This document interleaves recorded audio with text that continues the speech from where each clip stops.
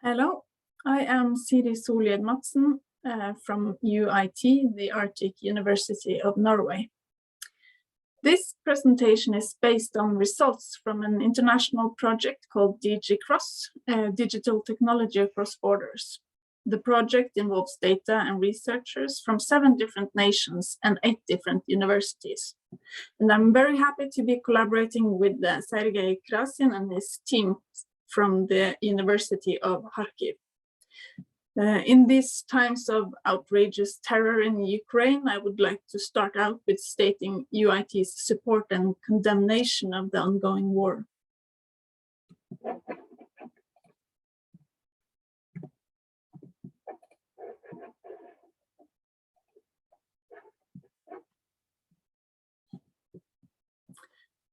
Last year at this conference, I presented my result from the Norwegian data regarding what seemed to be a shift in practitioners' attitudes due to extensive online teaching during the pandemic.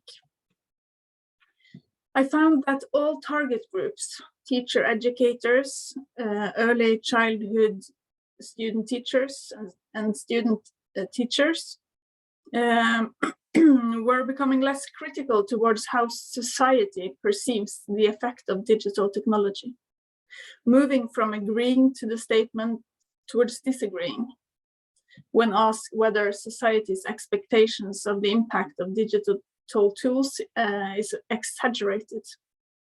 This was evident for all groups, listed as teacher educators in red, student teachers in yellow, and early childhood student teachers in blue. When looking at how the different professional groups position themselves regarding digital technology as essential for pedagogical programs in higher education for staff, school for student teachers, and kindergarten for ECE, early childhood student teacher, all had a shift in attitude towards agreeing to the statement.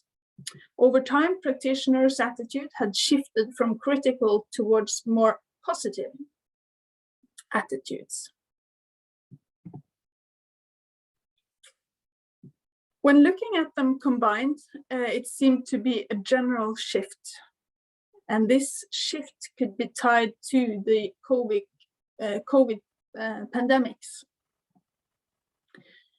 During my research, I've read quite a bit of papers regarding what was referred to as the educational transformation regarding digital technology. And online teaching was often described as something we should be prepared for as the new normal, and that we almost had lost touch with what used to be. Researchers called for preparation regarding how to meet this new context for education. And of course, no one really knew how education in a post-COVID era would look like. Some claimed we would never be able to return to what used to be.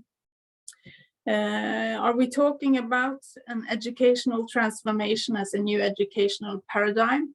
Some are talking about it as an educational revolution. We found that the shift in attitude made us investigate our data more closely. And we decided to look at the result from early childhood teacher students. And at the beginning of 2022, we published an article with correlation and regression analysis using the different theoretical construct embedded in the survey we developed. We decided to dig deeper in this as the analysis showed unexpected results. Collected data using the same survey had previously shown a strong, statistically significant correlation between the application of tools and attitudes when compared with both teacher educators and pre-service teachers' use of digital technology over time. But in 21, the results were non-significant when looking at attitude. When we attempted to predict the professional application of digital tools, the best predictor was competence in both groups. of students, both in the initial phase of COVID and for the group with 10 months of online education during the pandemic. Attitude as a predictor was non-significant in 21. And this made me question and revisit the conclusion in the first article, concluding on findings supporting the digital transformation as a concept.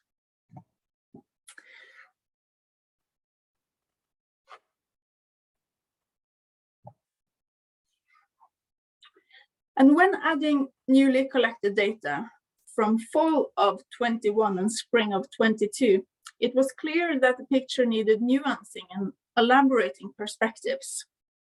When answering the same survey, same group of staff, but different groups of students showed that the results seemed to be contextually tied to the pandemic and not so much a result of a transformation. When asked whether society's expectation of the impact of digital tools is exaggerated, the results are back to pre-COVID results, and even slightly more agreeing to the statement. The same goes for how they express themselves when asked if digital tools is essential for pedagogical programs. All three groups are back to being more critical towards this statement. So, the data combined, you can see how the attitude bounces back to how it looked like prior to the pandemic situation. And this makes me think that the disturbance found is context related and that their beliefs regarding this topic is quite consistent. There's been a disruptance during COVID regarding attitudes, but maybe not part of what has been referred to as an educational revolution. Maybe the educational revolution is not as revolutionary that some might claim, or maybe it takes more time. My impression from reading research articles is that many are writing about the COVID situation as something that have made changes in a rapid pace, and this is true.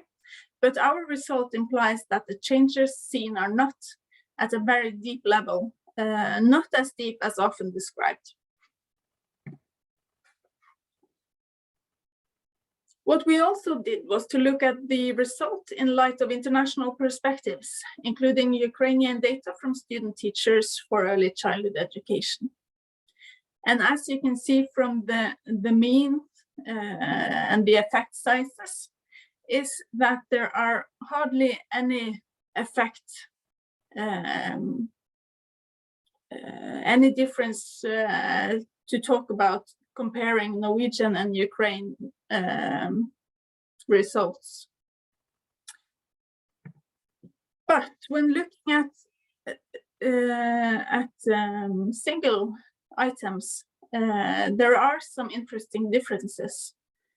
When asked whether the use of digital tools is essential for good pedagogical programs in kindergartens, Ukrainian pre-service teachers are more to a greater degree agreeing to this statement compared with the Norwegian pre-service teachers. So, based on previous results, both attitude and competence has been statistically strong predictors when looking at what is central for practitioners' use of digital technology. But for Norway, this is not the case in 21. This leaves us with many unanswered questions. Why is both attitude and competence predictors for the Ukrainian group of students? Why is it remaining strong during the pandemic? Both nations has been through the same challenges. Both nations has experienced the pandemic. So, based on the existing memorandum of understanding between Kharkiv National Pedagogical University and the Arctic University of Norway, we encourage fellow researchers, PhD candidates, and others to engage in the further exploration of these differences in the statistics that have emerged from this study. What lies behind these numbers need to be qualitatively researched to gain a deeper understanding of the involved complexity of professional digital competence in a new educational context. Thank you.